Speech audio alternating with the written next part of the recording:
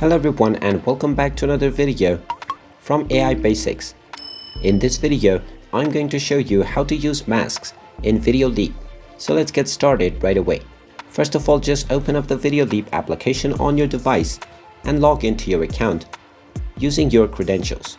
Once you are logged in, you will be taken to your homepage where you can work on a new project by tapping on the plus icon or work on your recent projects by tapping on projects.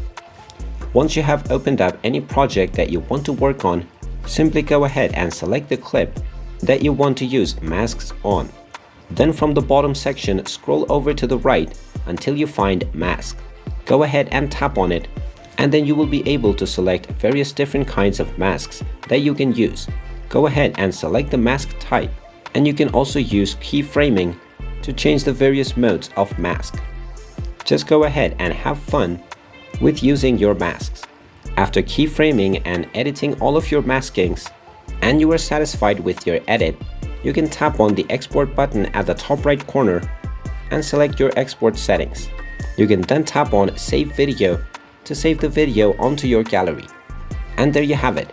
That is how easy it is to use masks in VideoLeap. If you find this video helpful, make sure you hit that like button and subscribe to our channel if you haven't done so already.